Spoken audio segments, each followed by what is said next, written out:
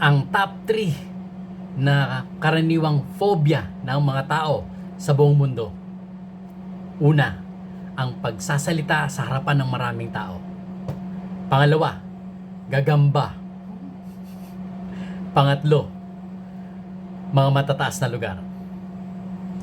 Ngunit palagay ko, kaibigan, meron pang mas titindi sa mga pobyang yan. Halika, pagkwentuhan natin ang tungkol dyan dito sa Landas ng Pag-asa. Magandang araw, ako si Adrian Bondok. Palagay ko meron pang mas matinding pobya ang kinakatakutan ng mga tao. Palagay ko may mas matinding kinakatakutan ang mga tao. Takot. Sa ating ebanghelyo sa araw na ito mula kay San Mateo, 3 beses nating mababasa ang salitang yan. Takot.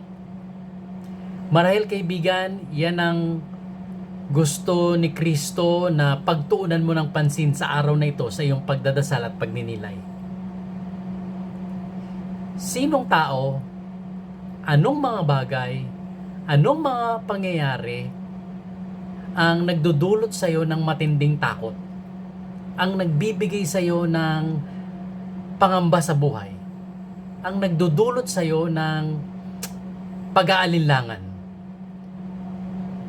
At sa araw na ito, sa iyong pagninilay, alamin, ito ba'y nasa patungkol sa pera, pamilya, trabaho, kalusugan,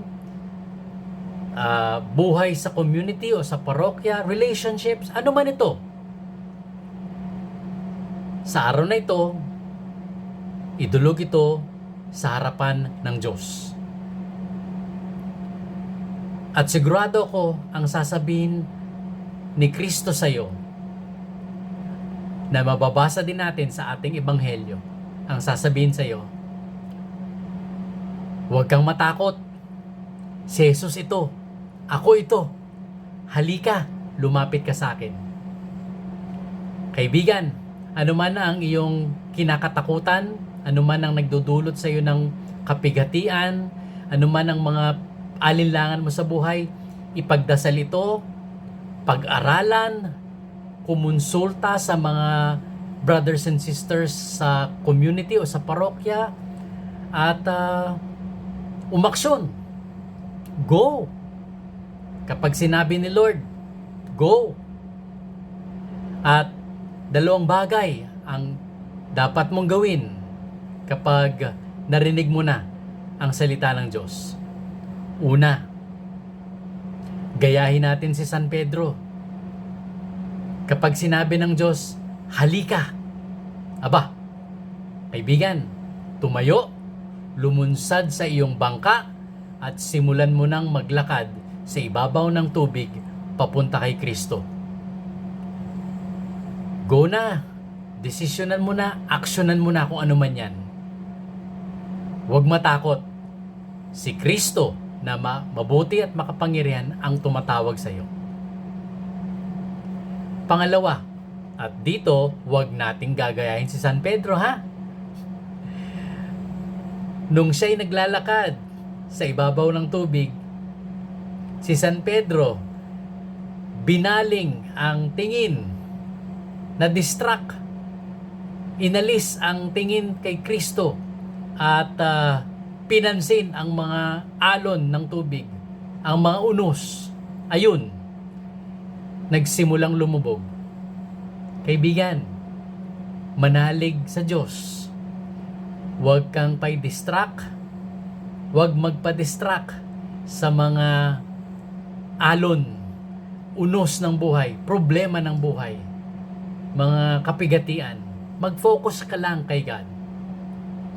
At tandahan, kapag napapansin mong simula ka ng lumulubog, mabuti ang Diyos, sumigaw ka lang sa Kanya, Panginoon, sagipin mo ako. At sa Kanyang pagmamahal sa iyo, sagipin Kanya. Kaibigan, manalig tayo kay Kristo. Siya'y makapangyarihan. Nakakapaglakad nga sa ibabaw ng tubig eh. Kahit nga hangin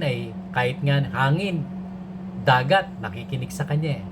Mabuti siya. Manalig tayo sa Kanya.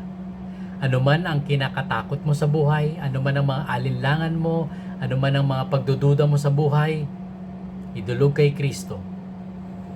At tandaan ang Kanyang sinabi, huwag matakot. Si Kristo ito. Ako ito.